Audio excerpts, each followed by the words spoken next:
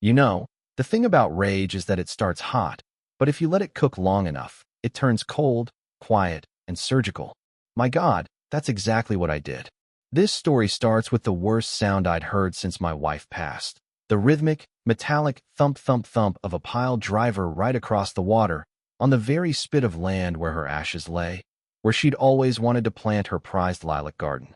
That sound was the HOA building 28 luxury homes on my private island, and the smug president of the Lake Serenity HOA, a woman named Vanessa Thorne, didn't just permit it. She watched it happen, laughing, waving what she thought were ironclad county permits right in my face, telling me I should be grateful they were improving the view.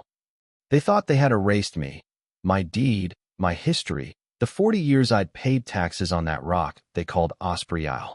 They thought they were building a multi-million-dollar paradise. What they didn't know was that I was an engineer, and I was letting them finish every single wall, pour every single foundation, run every single utility line. I wanted them to build it all, because I knew, with the kind of cold certainty only an engineer can have, that they were building their entire empire on one fatal, structural flaw, a flaw I'd preserved, locked away in an old steel safe, and it was about to bring the whole damn thing down. My wife, Alara, we called the place Alara's Haven. Just a few acres of dirt and pine, bought back in '88 before this place was developed, back when the only neighbors were bullfrogs and the occasional deer. It was our sanctuary, the place we were going to retire, and after the cancer took her in '19, it became my anchor. Her ashes were right by that ancient, twisted cottonwood tree, down by the shore. Not a grand monument, just a quiet spot where the water talks to the roots. For decades, the only sound I heard was the wind, but that morning, it was hammers, clean and wrong, carrying across the narrow channel.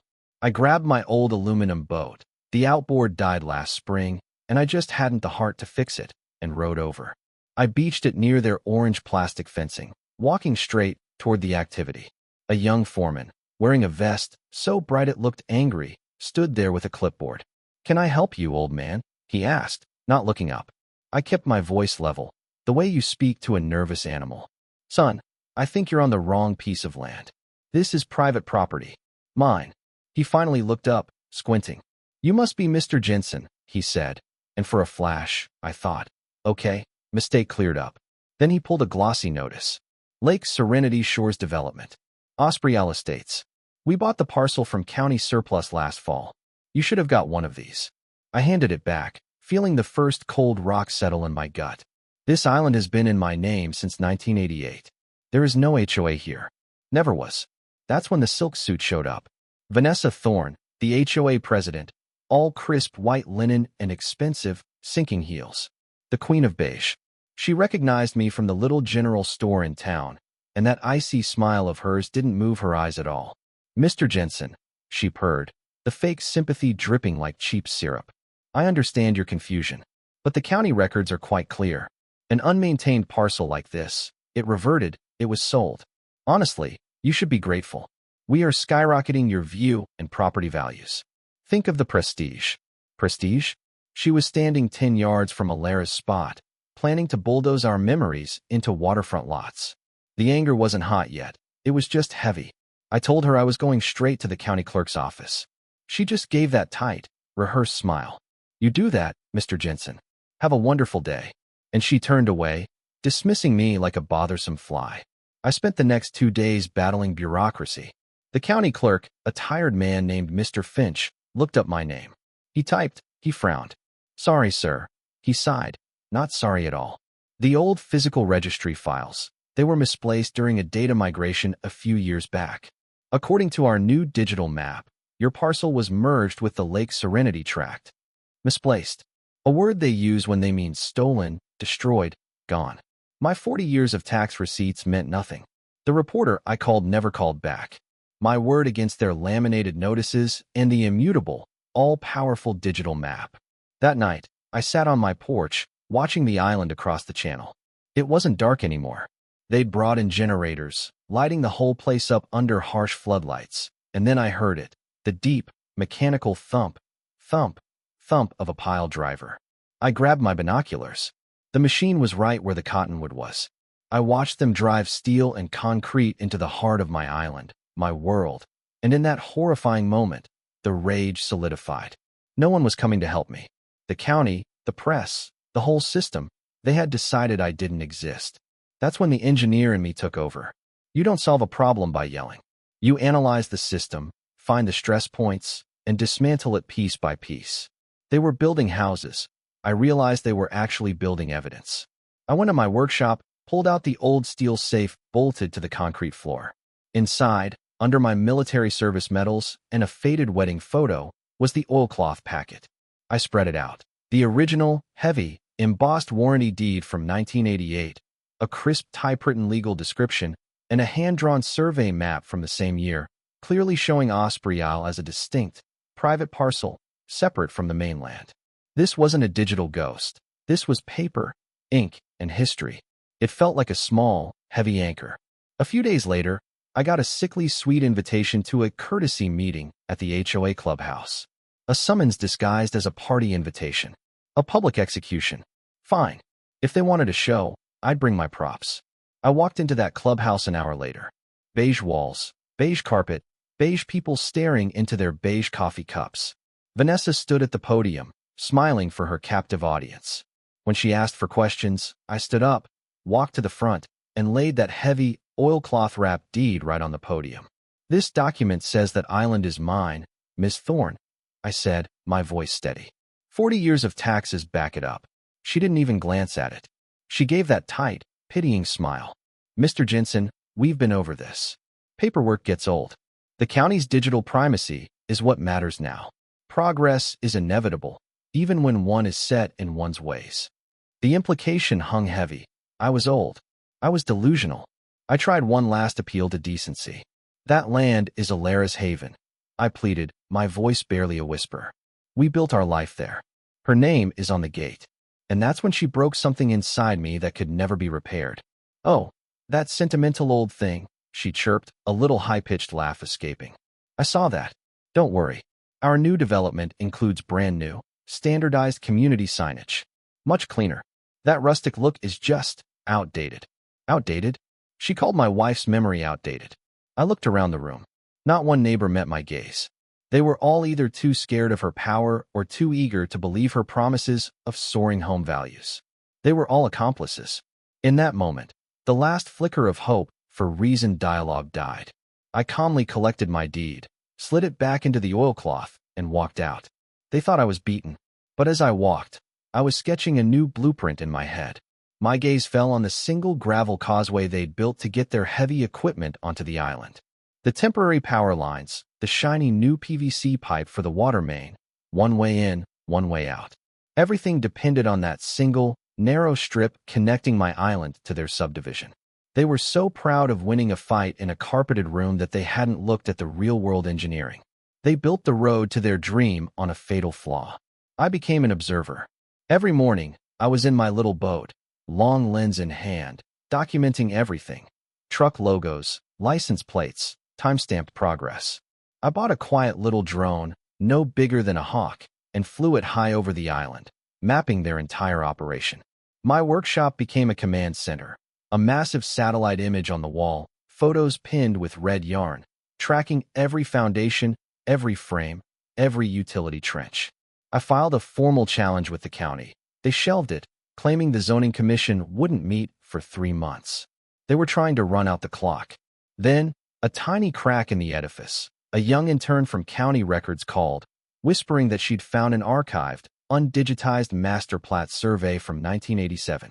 It clearly showed Osprey Isle, Parcel 4C, as it was then, as a private holding, separate from the mainland tract. The silver bullet. I had my lawyer file a motion based on the new evidence. The HOA's response was a courier-delivered banker's box filled with paper, motions to dismiss, requests for discovery, decades of my financial records. They wanted to drown me in paper, bleed me dry until I couldn't afford to fight anymore. And they almost succeeded. The breaking point, the final snap, came on a Tuesday. I saw the asphalt trucks roll in. I rode over, a sick feeling in my stomach. They were raking hot, black asphalt right over the spot where the cottonwood used to be, over Alara's ashes, paving a parking spot for the model homes. I just lost it. I ran toward them, shouting something about sacred ground, about who they were. That's where my wife is buried. I screamed, my voice raw. One worker, a big guy with a stained shirt, looked at me, looked at his crewmate, and laughed, a deep, ugly, dismissive laugh, then turned back to his work. I stood there, shaking, helpless, as they buried her memory under steaming blacktop. That night, I went into my workshop. I didn't look at the legal papers. I cleared my drafting table, sharpened a pencil, and started drawing clean, precise lines. Not a plan for revenge, but a plan for justice engineered to perfection. I spent a week digging in the dusty county archives, not the clerk's office with the useless digital maps, but the basement where the old paper records slept. I wasn't looking for proof the island was mine. I already had that. I was looking for the flaw in their design. I found it on a Thursday afternoon, buried in the microfilm for a drainage culvert permit filed in '89. Attached was a detailed survey of the shoreline. And on that survey, a small, 10-foot wide strip of land was clearly marked, deed access right-of-way for Parcel 4C, Osprey Isle. It had been legally tied to my deed since before Lake Serenity Shores even existed, to guarantee the island owner could always access the main road. They hadn't just trespassed on my island. They had built their one and only road, their power conduit, and their water main, their entire multi-million-dollar life support system, right through the front door of my land. And in their arrogant rush, they never even checked. The next call I made wasn't to a lawyer. It was to an old friend, a retired county surveyor named Ray Hollis. Ray believed in two things: gravity and the immovable truth of a well-placed survey marker. He owed me a favor from a long-ago poker game. "Ray, you old dog." I chuckled when he answered. "Don't tell me you need help burying another body." "Something like that, Ray. I need you to find a line for me." 2 nights later, under the light of a full moon, Ray and I were out there with his professional GPS equipment. He found the old, forgotten iron pin survey markers. He showed me the screen, a digital map of the HOA's new road and utilities, and overlaid on top of it, a stark, clean yellow line, the legal boundary of my 10-foot right-of-way. The entire causeway, the water lines, the fat bundle of power and fiber optic cables, all sat squarely inside that yellow line. I gathered a few of my mainland neighbors, the good ones, the ones tired of Vanessa Thorne's tyrannical HOA rules. Dave, the retired plumber who got fined for his work van. Mike, the mechanic harassed over an oil stain. I didn't give a speech. I laid Ray's map out on my kitchen table and pointed. "They built their road on my land," I said simply, "which means their power and water run through my land, too." Mike just stared, a slow grin spreading across his face. "So what are you going to do, Jack?" I looked out the window at the lights twinkling on my stolen island. Landscapers were planting little decorative bushes. It was almost finished. "I'm going to let them finish," I whispered. "I'm going to let them sell the houses, plant the gardens, and move the families in. Let them get comfortable." I looked at Dave and Mike, and I saw in their eyes they finally understood the terrifying, beautiful scope of the plan. "The higher they build," I said, "the harder they'll fall." The grand opening came and went. I watched Vanessa Thorne, beaming in a power suit, cutting the ribbon, shaking hands for the local news camera. I had already made my move, quietly, precisely. My lawyer had filed a quiet title action in state court, attaching Ray's official survey and the new master plat. We had finally engaged the gears of real justice. The courtroom was cold and dead quiet. Vanessa and her 2 expensive lawyers strode in like they owned the place. Their lead attorney talked for 20 minutes, using all the buzzwords: bona fide purchaser for value, digital primacy of title, statutory estoppel. He presented a glossy slideshow of the county's new digital map, highlighting the merged property in a neat, clean red box. It was professional, it was a lie. Then it was my turn. My lawyer, Mr. Peterson, didn't use a projector. He walked to the judge's bench and laid down the first item, the original, heavy, notarized warranty deed. He let the paper sit there for a moment. Then, the archived master plat from 1987. "Your Honor," Peterson said, his voice quiet but commanding. "These are the documents that matter. But this, Your Honor, is the reason we are here today." He pressed a button on a monitor facing the judge. A satellite image of the island appeared, and then a single, sharp yellow line flashed onto the screen, running from the mainland, right down the middle of the HOA's only road and connecting to the island. This is a GPS survey overlay, confirming the exact legal boundaries of Mr. Jensen's deed right-of-way. A quiet gasp went through the courtroom. As you can see, Peterson finished the causeway, the water main, the power conduit, and the fiber optic cables for the entire Haven Island estates. All 28 homes sit entirely on Mr. Jensen's private property. The judge, a no-nonsense woman named Judge Penn, leaned forward. She looked from the screen to the old deed, then back to the screen. She looked at Vanessa Thorne, who had gone utterly pale. "Mrs. Thorne," the judge said, her voice dangerously calm, "did your association conduct its own boundary survey before building this road?" Vanessa stammered. We relied on the county's digital records." "I see." Just then, a sheepish man from the county council's office stood up in the back. "Your Honor," he mumbled, "it appears the county did, in fact, sell a parcel it did not legally possess title to in the first place, due to a clerical error in the data migration." That was it. The final nail. The room erupted.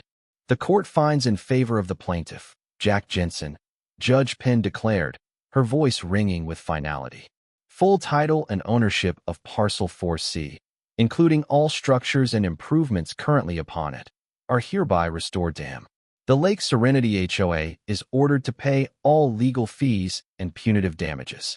Furthermore, every single homeowner in the so-called Ospreal estates must now negotiate individual access and lease terms directly with Mr. Jensen, the legal owner of the land their homes and utilities sit upon." As we were leaving, I passed Vanessa Thorne. She was frozen, her face a mask of pure, horrified hatred. Her lawyers were huddled, whispering furiously. I stopped. I didn't raise my voice. I didn't need to. "You told me I should be grateful, Miss Thorne," I said, my voice low and even. "And you were right. I am. You just built me 28 luxury rental properties." The aftermath wasn't loud. It was a slow, quiet collapse. The families who had bought houses on my island sued the HOA. The construction company sued the HOA.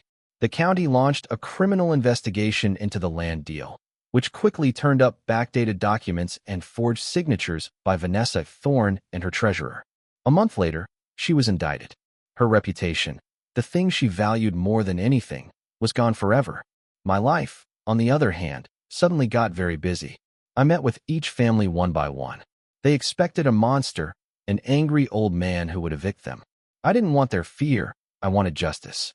I offered them all the same deal, a fair, long-term land lease at a rate lower than their HOA dues would have been.